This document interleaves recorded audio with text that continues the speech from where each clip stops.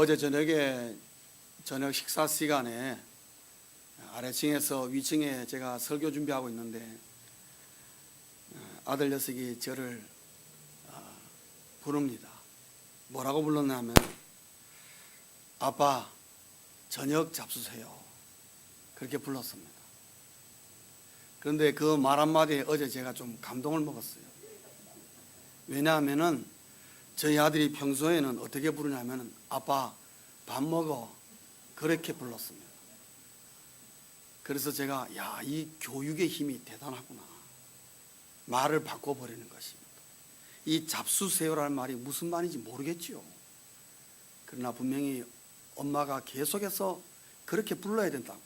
우리 자녀들이 제일 힘들어하는 게 한국말의 이 존칭에 아주 녹아나거든요. 이 존칭을 가르쳐 줄 때에 그걸 아이가 그럴 때에 저 교육의 힘이다. 교육의 힘. 뭐 다른 거겠느냐. 우리의 자녀들에게 무엇을 어떻게 가르치느냐가 너무나 중요하구나. 다시 한번 생각하는 그런 계기가 되었습니다. 지난 시간에는 똑같은 본문을 가지고 무엇을 가르쳐야 하나 말씀 받았습니다. 핵심적인 내용은 간단합니다. 하나님을 가르쳐라. 하나님을 가르쳐라. 하나님의 무엇을 가르쳐야 되느냐? 두 가지입니다. 하나님이 창조주, 주재권, 하나님이 이 땅의 주인이라는 걸 가르쳐라. 두 번째로는 하나님의 말씀, 하나님의 말씀이 우리를 로드십, 인도하신다는 것. 우리 인생을 인도해 간다는 것. 인생을 하나님의 말씀으로 설계하고 하나님의 말씀으로 살도록 만들어주라. 이 두 가지의 말씀을 지난 주일날 제가 전했습니다. 오늘 우리가 받을 말씀은 그러면은 그 하나님을 가르치는 그 내용을 어떻게 우리가 가르쳐야 하느냐. 그것 또한 우리가 안고 있는 모든 부모들이 안고 있는 공통적인 숙제고 지금도 고민하고 있는 문제가 되리라고 봅니다. 오늘 본문의 말씀은 무엇을 가르쳐야 하느냐라는 말씀도 주고 있지만 동시에 어떻게 우리의 자녀들에게 가르쳐야 하느냐 이 말씀도 주고 있습니다. 오늘 본문에서 우리는 어떻게 이 하나님을 가르쳐야 하느냐라는 문제를 두고 두 가지의 교훈을 받습니다. 첫째는 뭐냐 하면은 무엇보다 먼저 부모의 마음이 먼저다 하는 것입니다. 부모의 마음이 먼저다. 부모가 하나님을 가르치려는 마음이 없으면은 아무리 해봐야 소용이 없다는 것이죠. 부모가 먼저 하나님을 가르치려는 마음을 품고 있어야 됩니다. 여러분 그렇지 않습니까? 그런 마음이 없이는 안 됩니다. 우리의 아들을, 우리의 딸들을 유명한 대학, 좋은 대학에 보내는 그 마음 분명히 우리도 부모들 다 가지게 되고 또 가지고 있고 또 그렇게 나쁜 것은 아니지만은 그것보다 우선하여서 우리의 자녀들에게 하나님을 가르쳐야 되겠다는 그 마음이 우선 중요하다는 겁니다. 오늘 여러분 본문의 6절에 보시면 분명하게 우리에게 먼저 그것을 말하고 있습니다. 6절을 보시면 이렇게 되어 있습니다. 오늘 내가 네게 명하는 이 말씀을 너는 마음에 새기고, 여기에 너는 이라는 것은 누구를 말하고 있습니까? 바로 이 모세의 이 쉐마, 이 말씀을 듣는 청중들입니다. 그 청중들은 이스라엘의 부모 세대였습니다. 그 부모 세대에게 말하기를 네가 이 말씀을 마음에 새기라. 부모의 마음에 먼저 하나님을 새기라는 것입니다. 부모의 마음에 하나님이 안 새겨져 있는데 어떻게 우리의 자녀들에게 우리의 자녀들에게 하나님을 가르칠 수 있겠는가? 그것은 어불성설이라는 것이죠. 제가 어린아이들에게 수학을 가르칩니다. 덧셈과 뺄셈을 가르치는데 제가 덧셈과 뺄셈이 뭔지를 잘 모릅니다. 모르는 상태에서 아이들을 가르치려고 하면 되겠습니까? 안 됩니다. 우리 어린아이들에게 더 수학을 가르쳐서 덧셈과 뺄셈을 가르치려면 가르치는 나 자신은 덧셈과 뺄셈에 대해서 자신이 있어야 됩니다. 확실하게 알고 있어야 됩니다. 그럴 때에 우리의 자녀들에게 덧셈과 뺄셈을 가르칠 때에 내가 분명하게 가르칠 수가 있는 것입니다. 마찬가지로 우리의 자녀들에게 하나님을 가르쳐야 된다. 하나님을 가르치기 이전에 내 마음에 먼저 하나님에 대한 확신이 서 있어야 된단 말이죠. 내가 하나님을 만난 경험이 있고, 그리고 내가 하나님의 말씀을 그 무엇보다도 중요하게 생각하고, 정말 내가 하나님의 말씀대로 살아보니까 하나님께서 나에게 이렇게 하시고 이렇게 하시고 이렇게 하셨다라는 산 간증과 증거를 품고 있어야 그 부모가 자녀에게 하나님을 자신 있게 가르친단 말이죠. 그것이 선행되지 않으면은 아무리 방법론적인 얘기를 해봐야 그것은 근본적인 것을 타치할 수가 없다는 것을 우리에게 가르쳐 주고 있습니다. 다시 말하면은 우리의 자녀를 가르침에 있어서 부모의 마음이 중요한데, 그 부모의 삶이 하나님 중심이 안 되어 있으면은 아무리 가르치려 해봐야 잘 안 되는 것입니다. 저는 눈 뜰 때부터 교회를 다녔지만은 제가 예수를 정말 영접한 것은 대학교 3학년 때입니다. 그럼 그동안 교회 안 다녔느냐? 아닙니다. 교회 열심히 다녔습니다. 그러나 저는 복음이라는 걸 몰랐습니다. 그리고 저희 아버님과 어머님이 목사님 가정이지만은 강단에서 가르치는 말씀과 실제로 삶에서 저와 부딪히는 부분에 있어서의 그 괴리감, 말씀대로 안 사신다는 거, 못 사시고 계시는 그런 부분만 눈에 퍽퍽 띄었습니다. 그럴 때에 제가 하나님 중심이 되지 못하는 부분을만 눈에 띄었기 때문에 그것만 내가 마음에 새겨가지고 예수를 그만큼 늦게 믿게 되었다는 것을 제가 알았습니다. 물론 우리 아버님의 부모님의 하나님 중심의 좋은 삶이 있었습니다. 저거는 예수 믿고 난 다음에 눈에 들어오기 시작한 것이지, 예수 믿기 전에는 그것이 눈에 안 들어왔어요. 못된 것만, 잘 못하는 것만 눈에 들어오는 거예요. 특별히 저한테 뭐 꾸짖다거나 그런 둥만 내가 마음에 새기는 겁니다. 원래 사람이 그렇지 않습니까? 부모의 삶이 마음속에 삶에 하나님 중심이 안 돼 있는데 아무리 하나님에 가서 가르치려 해봐야 상식선에서도 그건 안 되는 것이다. 어떻게 가르쳐야 하느냐? 뭐니 해도 부모의 마음이 먼저 준비되어야 된다 하는 것입니다. 사랑하는 성도님 여러분, 여러분의 삶 속에 하나님이 새겨져 있기를 주의 이름으로 축원합니다. 그러면 벌써 80~90%는 벌써 잡고 들어가는 것입니다. 저희 교회 주일학교에 아이만 보내는 부모님이 계십니다. 물론 수많은 사람들이 아이조차도 안 보내는 부모가 있지만은, 그래서 제가 늘 아쉬운 것은 아이만 보낼 게 아니라 아이를 교회에 보내는 거 보니까 그래도 자식이 잘 되기를 원하시는 모양인데, 아이만 보내는 게 아니라 누가 먼저 와야 됩니까? 부모가 먼저 와야 돼요. 부모가 먼저 와서 그 마음에 하나님이 먼저 새겨져야 그 다음에 자식에게 뭘 가르치는 것이 시작될 텐데, 그것이 거꾸로 되거나 아예 안 되는 경우가 너무나 많다. 심지어 우리가 교회 안에서 신앙생활 오래 하지만은 과연 자식들이 우리를 보고 우리의 가슴에 하나님이 새겨져 있다는 사실을 인정할 수 있을까라는 문제에 대해서 우리는 자신을 돌아보지 않을 수가 없다는 것이죠. 어떻게 가르쳐야 하느냐? 오늘 본문 6절에 보면 바로 이것을 먼저 우리에게 가르칩니다. 부모의 마음이 먼저 중요하다. 하나님이 새겨지도록 하라는 것입니다.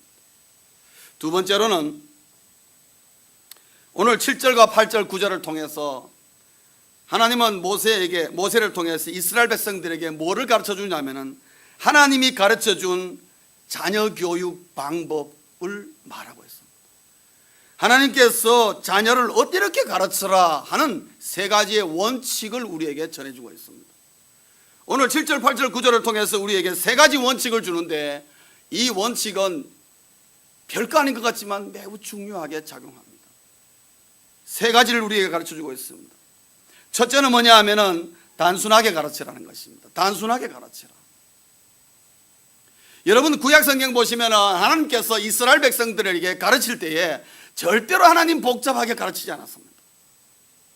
우리 하나님이 모세에게 준 하나님의 가르침 가운데 어떻게 살아야 할 것인가라는 부분에 있어서 하나님은 딱 10가지밖에 주지 않았습니다. 십계명이라는 걸 줬습니다. 이 10가지 계명 속을 여러분 가만히 들었다 보면요, 오늘 우리의 삶에 있어서 일어나는 모든 전반적인 문제가 전부 다 이 10가지가 관련이 있다는 걸 알 수가 있습니다. 여러분 구약성경의 레위기라든지 민수기나 신명기 같은 나오는 여러 가지 케이스 바이 케이스의 율법적인 적용 내용들이 많이 나옵니다만, 그게 많이 나옵니다. 예수님 당시에 623가지나 있었습니다. 율법과의 관계등에서 복잡했습니다. 그런데 그 복잡한 것처럼 보여도 그것이 결국 묶어서 나가면은 10가지 계명 속에 다 들어가 있다는 걸 말합니다. 하나님은 이스라엘 백성들에게 이 10가지만 잘 기억하고 있으라고 주님 말씀하셨지, 복잡하게 주님 말씀한 적이 한 번도 없습니다. 우리 하나님은 예스 하면 노였습니다. 글쎄라고 말한 것이 성경 아무리 찾아봐도 없습니다. 예스 하면 노입니다. 얼마나 명확한지 모릅니다. 여러분, 단순하다는 말을 가볍다는 말로 오해하지 마시기 바랍니다. 단순하다는 말하고 가볍다는 말하고 분명히 차원이 다릅니다. 단순하다고 해서 가벼운 것은 아닙니다. 여러분, 훌륭한 진리의 말씀은 간단합니다. 여러분, 하나님의 말씀 10가지가 매우 간단하게 구성되어 있지만, 그러나 그 10가지의 그 깊이라는 것은 말로 표현할 수 없습니다. 이 10가지 계명을 우리의 삶 속에 한번 제대로 지켜보려면 여러분 힘 많이 쓰셔야 됩니다. 간단한 얘기가 아니라는 것이죠. 단순하지만은 그 말씀 속에는 많은 깊은 의미들이 담겨 있고, 우리 인생을 아주 통째로 꿰뚫어보는 하나님의 안목이 그 안에 담겨 있다는 것입니다. 두 번째로 하나님께서 우리에게 가르친 자녀교육 방법은 뭐냐면은 반복해서 가르치라는 것입니다. 반복해서 가르치라. 오늘 여러분 7절 보시면, 내 자녀에게 부지런히 가르치며 집에 앉아 있을 때든지 길을 갈 때든지 누워 있을 때든지 일어날 때든지 이 말씀을 강론할 것이며, 반복적인 얘기가 나오는 걸 볼 수 있습니다. 계속해서 가르쳐라. 반복해서 가르쳐라. 반복은 여러분, 반복은 습관을 만듭니다. 여러분, 어린아이가 소변이나 대변을 가릴 때 여러분 어떻게 합니까? 우리 부모님들이 이동식 변기를 사옵니다. 조그마한 걸 사옵니다. 그래 방에 구석에 딱 놔놓습니다. 그래서 아이가 어떻게 합니까? 뭐 응가한다고 뭐 얼굴에 힘만 주면 어떻습니까? 빨리 가가지고 기적으로 벗기고 어떻게 아이를 거기다가 앉혀놓습니다. 처음에 잘 안 됩니다, 여러분. 그러나 어떻습니까? 계속 앉혀놓습니다. 또 앉혀놓고 또 앉혀놓고, 그러다 보면 어떻게 하죠? 어느 날 갑자기 응가를 하는 수가 있습니다. 본인이 이제 그걸 체득합니다. 계속 앉혀놓습니다. 그럼 때가 되면요, 자기가 알아서 다 구분하기 시작합니다. 그게 뭡니까? 반복의 파워입니다. 반복의 파워. 양치질하는 거 우리 어린아이들 하루아침에 됩니까? 안 됩니다. 계속 붙들어 놓고 계속 하다 보면 어느 순간인가 양치질합니다. 그게 뭡니까? 반복의 힘입니다. 여러분, 학교에서 우리 자녀들에게 어떤 문제를 가르쳐주고 어떤 역사적인 지식이나 할 때 가만히 보면은 선생님들이 가르치는 거 보면은 전부 다 반복입니다. 반복입니다. 수학 문제 다 다른 문제 같지만 기본적인 원리는 똑같습니다. 계속 같은 포뮬라 가지고 반복, 요렇게 저렇게 계속 하지만 결국 기본적인 것은 반복을 계속해서 그게 마음에 팍 새기도록 만드는 것이에요. 그게 반복 교육의 파워입니다. 왜냐하면 반복은 습관을 만들고, 반복하면은 처음에는 그 원리를 모르고 그 내용을 모르다가도 어느 시점 되면은 그것이 가슴에 팍 새겨져서 빠져나가지 않는 힘이 된다는 것입니다. 반복이 그렇게 파워가 있다는 거예요.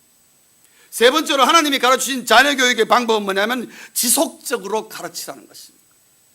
지속성을 말하고 있습니다. 사회적인 적용을 말하고 있습니다. 그냥 뭐 계속 반복만 시키고 놔두는 것이 아니라, 여러분 하나님의 말씀 보면 전부 다 삶과 직결되어 있습니다. 오늘 여러분 보겠습니다. 8절에 보시면 뭐라고 되어 있냐면, 너는 또 그것을 내 손목에 매어 기호에 삼으며, 이건 뭡니까? 그것을, 즉 하나님의 말씀을 손목에다 매라 그랬습니다. 손목에다. 여러분 왜 매라 그랬습니까? 그 다음에 미간에다가 그걸 표로 삼고 붙여라 그랬습니다. 여러분 성경구절 적어가지고 동그랗게 네모 만들어가지고 이마에다가 띠로 해서 딱 매게 만들었습니다. 지금도 유대인들은 그렇게 하고 있습니다. 여러분 손목에 성경구절 띠를 매고, 그 다음에 머리에 미간에 붙이고, 그 다음에 이 마우라 같은 거 이렇게 딱 하고 이렇게 합니다. 그 사람들 회당 갈 때에 가면은 그렇게 하는 사람 많습니다. 지금도. 왜 그러느냐? 지속성을 위해서 하는 것입니다. 손목에 일을 메어로 삼으라면 너희들이 손목에 하는 일이 전부 다 하나님 말씀으로 하라고 손목에다 매게 한 것입니다. 이마에 말씀을 붙여라는 이유는 뭡니까? 너희 머릿속에 들어가 있는 지식이 하나님의 말씀으로 충만케 되라는 거죠. 그 다음에 여러분 9절에 보면 내 집 문설주, 여러분 문설주가 뭡니까? 대문이 있으면 그 문을 받치고 있는 기둥이 바로 문설주입니다. 그 기둥에다가 이 말씀을 붙여놓으라 그랬습니다. 그 말은 뭡니까? 이 가정은 하나님의 말씀의 다스림을 받고 하나님으로 충만한 가정이다. 그렇게 되기를 원해서 붙여라.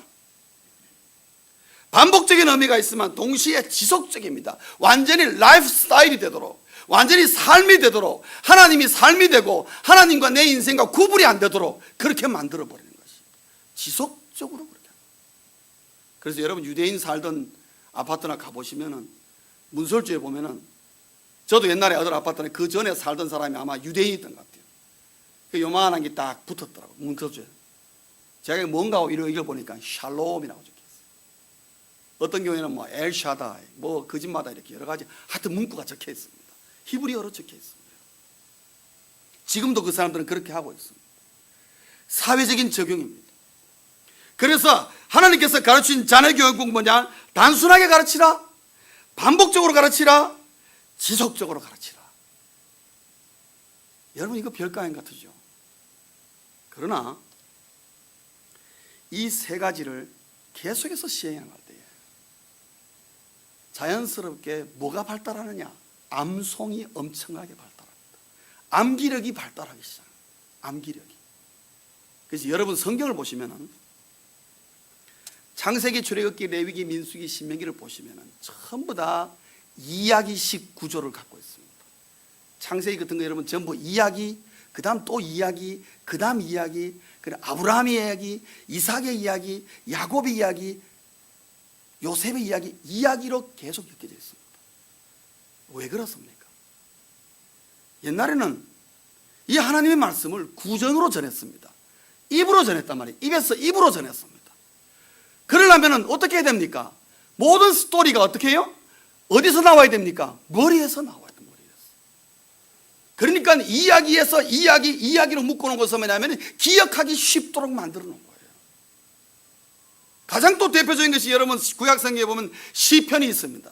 여러분 시편 1편부터 150편까지가 있습니다. 이 시편은 보시면은 그 구조가 어떻게 편집되어 있느냐? 히브리어로 알파벳 순서로 쫙 정렬되어 있습니다. 그래서 A 그러면 쭉쭉쭉 나오고 B 쭉쭉쭉 나오고 다 그렇게 만들어 놨습니다.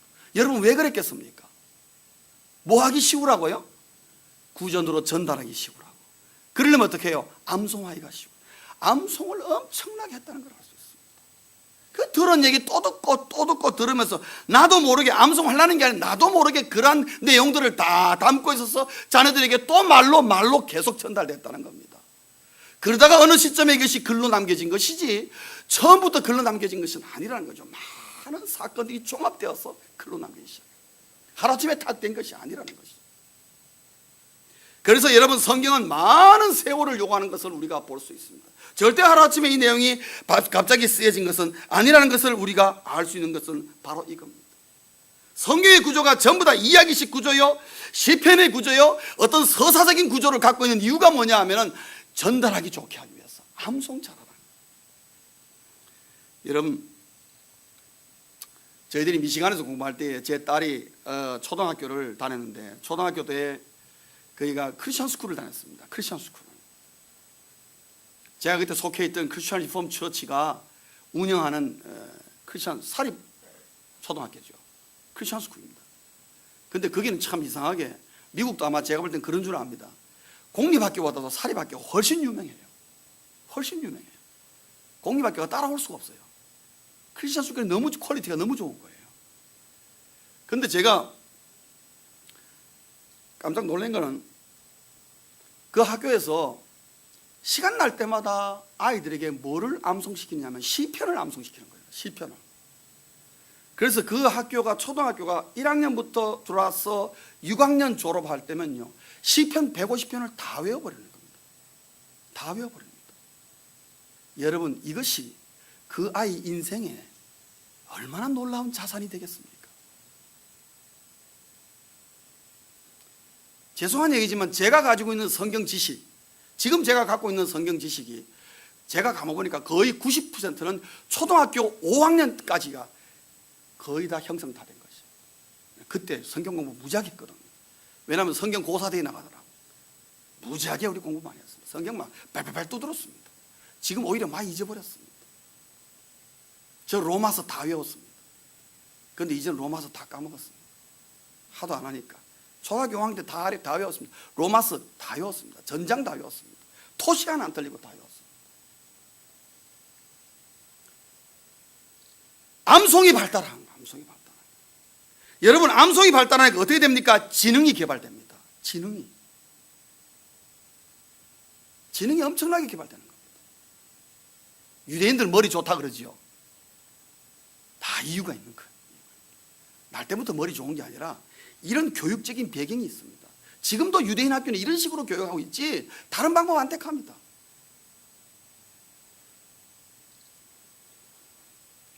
그래서 지능을 개발하기 때문에 여러 개의 언어를 쉽게 구사하는 것입니다. 여러분, 신약 성경에 예수님 등장하시죠. 예수님이 몇 개의 언어를 하신 줄 아십니까? 여러분, 그거 헤아려 보지 않으셨죠? 우리 예수님 적어도 3개국 하셨어요. 3개국 하셨어요. 예수님 특별하게 뭐 교육받은 배경 없습니다. 안 나타나요. 3개국 하셨어요. 히브리어 하셨죠? 그 당시 세계적인 문화, 헬라 문화 속에서의 그 그릭 하셨죠. 그 다음에 뭐 했냐면 아람어를 했습니다. 만약에 갈릴리 특유의 방언이 있었다고 만약에 가정하면 방언까지 하면 4개 언어를 구사했던 거예요. 그래서 여러분, 미국에서 제법 소문 있고 유명한 공립학교에서는 못합니다. 지금 제대로 쓰면 뼈대 있는 사립 고등학교 같은 데 가면은 뭐 가르치는 줄 아십니까? 언어를 가르칩니다. 라틴어 가르치죠. 그릭 가르치죠. 독일어 가르치죠. 프랑스어 가르칩니다. 적어도 이 4개국을 가르칩니다. 거기다 영어가 더합니다. 그러면 적어도 고등학교 졸업하면서 몇 개 언어를 합니까? 5개 언어를 합니다. 여러분, 가르칩니다. 그거 어떻게 하느냐? 제가 그 공부한, 우리 한국에서 가서 공부한 사람, 그 누구지요? 한국에 지금 국회의원 됐죠. 홍영욱 씨인가요? 예, 그분이 쓴 책을 제가 보니까 그분이 그런 학교를 갔습니다. 존 F 케네디가 다니던 학교를 케네디 스쿨에 가지고 간 거예요. 그분이 가보니까 그 학교가 그런 학교였었어요. 라틴어를 가르치는 게, 오늘 생각할 때 라틴어를 왜 가르치나? 라틴어를 가르치는 거예요. 왜? 모든 외국 웨스턴 랭귀지에, 모든 웨스턴 언어의 기초가 어디서 나오냐? 라틴어에서 나옵니다. 그러면 이 라틴어에서는 어디서 나오냐? 그릭에서 나옵니다. 그릭과 라틴어를 모르면 여러분 전문 언어 하나도 모릅니다. 어학적인 용어라든지요, 법률적인 용어들 전부 다 어디에서 나오냐? 라틴어 아니면 그릭에서 나옵니다. 여러분, 영어의 뿌리는 전부 다 거기에 두고 있습니다. 그거 없으면 언어가 형성이 안 됩니다. 근데 그걸 가르친단 말이에요, 학교에서부터. 그럼 뭐 어떻게 하느냐? 죽으라고 암송시키는 거야. 죽으라고 암송하는 게 방법이 없어요. 그분이 쓴 글 중에 이런 말이 있더라고요. 자기가 화장실에 가서도 암송했다더라고요. 화장실에 가서. 방법이 없으니까, 따라가야 되니까. 습득의 속도가 빨라지는 것입니다. 암송을 많이 했기 때문에 뭔가 보면은 빨리 흡수하는 것입니다. 왜? 그만큼 지능이 개발되어 있습니다. 여러분, 오늘의 10대와 옛날에 오래전에 200년, 300년 전에 10대들하고 여러분 비교 한번 해보신다 하면 누가 더 인격적으로 성숙했을 것 같습니까?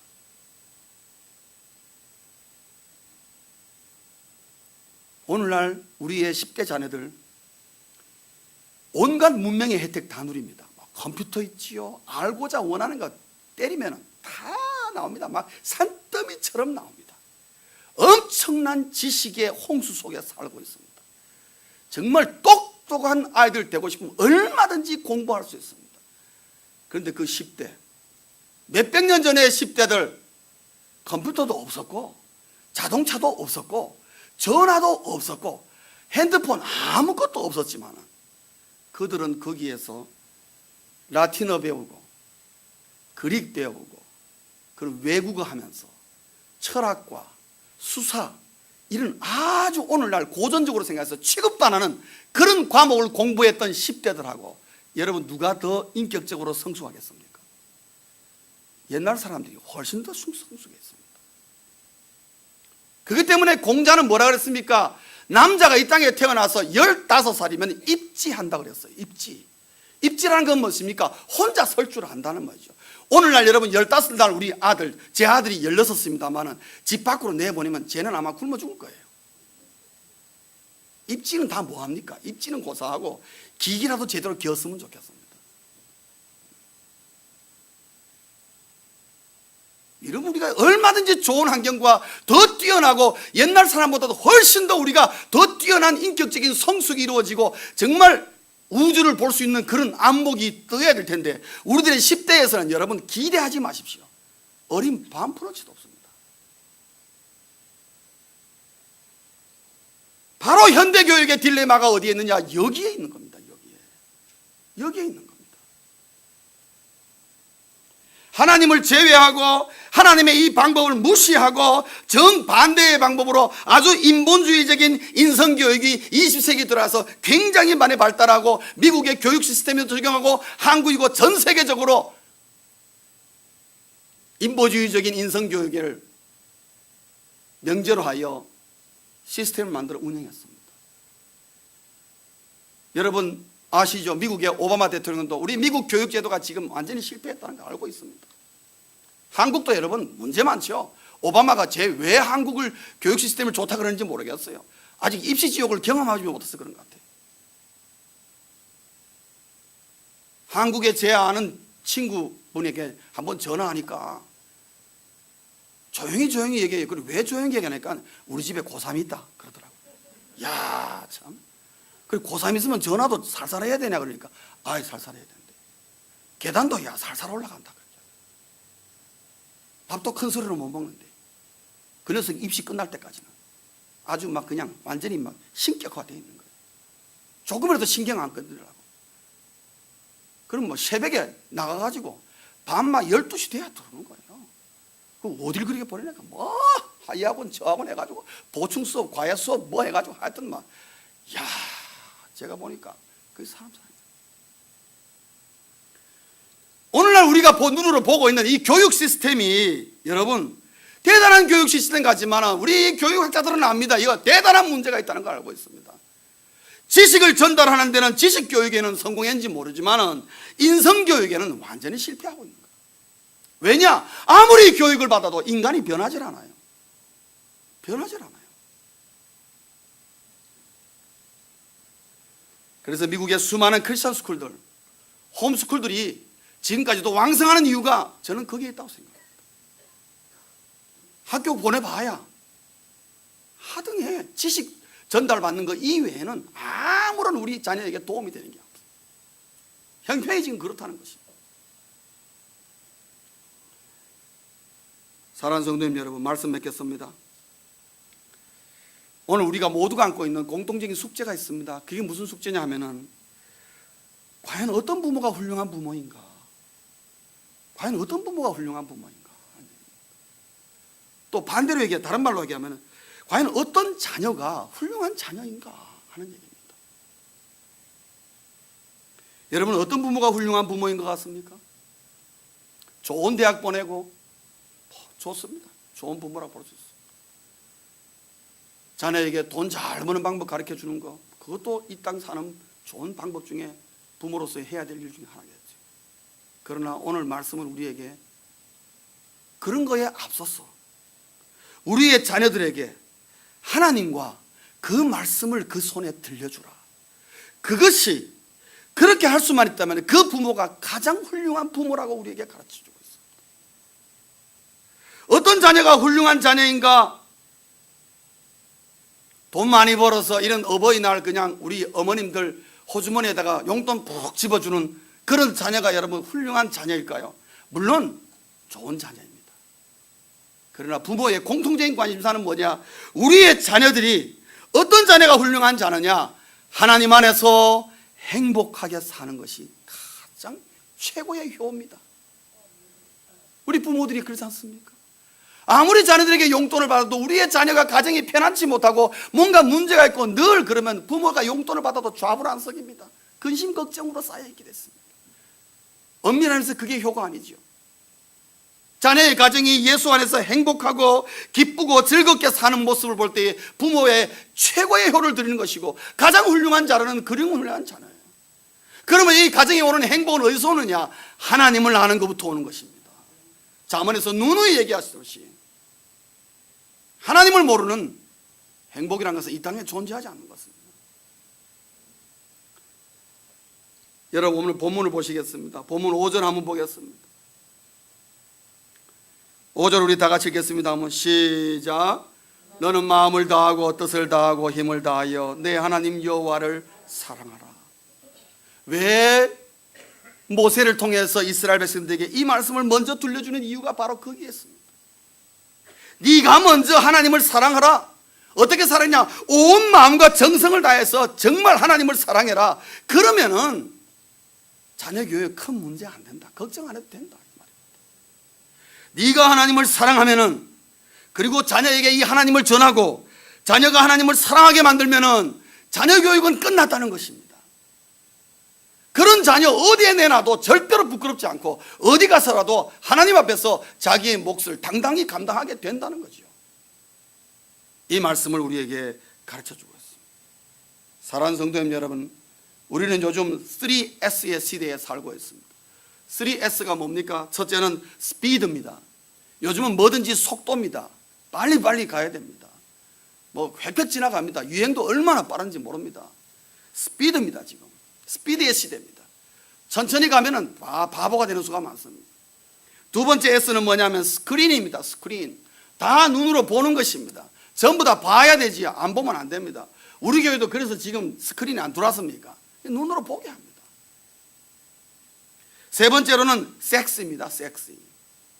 요즘은 무조건 S라인이라 해야 돼요. S라인이라 해야 돼요. 일자 라인 되면 안 돼요. 무조건 S라인이라 해야 돼요. 예. 그래서 모든 총각들이 어떤 처녀를 주나 일단은 무조건 S라인 돼야 돼요. 요즘 총각들한테 물어보십시오. S라인 안 되면요 일단 쳐다보질 않습니다.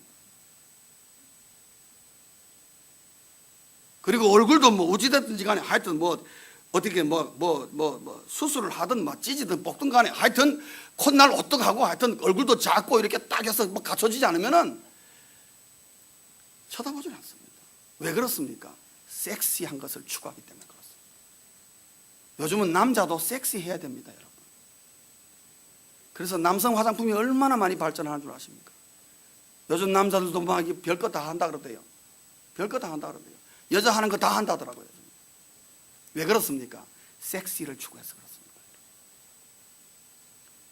관속에 들어가면 다 똑같은 건데요. 관속에 들어가면 다 똑같습니다. 그런데도 하여튼 그때까지라도 그때까지 막 섹시하게 보이려고. 물론 우리 뭐 권사님들은 포기하셨겠지만은 그래도 아직 소망이 있습니다. 요즘 시대가 그런 시대입니다. 그렇지 않습니까? 네. 이런 3S의 시대의 눈으로 하나님의 말씀하신 교육의 방법을 쳐다보면은 한심하게 보일 수가 있습니다. 느린 것 같고 시대에 뒤떨어진 것 같고 아주 원시적인 것 같습니다. 그러나 성도님 여러분, 이 원시적인 것 같고 느린 것 같고 뭔가 시대에 뒤떨어 가진 이 말씀으로 교육받은 오늘날 수많은 사람들 가운데에 위대한 지도자들은 다 이러한 교육적인 배경을 갖고 탄생하고 있는 걸 아셔야 됩니다. 그렇기 때문에 오늘 말씀의 결론으로 최고의 가르침은 뭐냐? 최고의 가르침은 부모가 하나님을 보여주는 것입니다. 그래서 우리의 자녀가 하나님을 사랑하게 만들어주는 거예요. 그러면 나머지는 걱정 안 하셔도 됩니다. 머리 조금 나쁘면 어떻습니까? 인물 조금 못생기면 어떻습니까? 하나님을 사랑하게 하면은 하나님이 그를 사랑하고 그의 삶을 책임지시면은 우리 부모들은 할 일 다 한 것입니다. 많은 거 물려주려고 그러지 마십시오.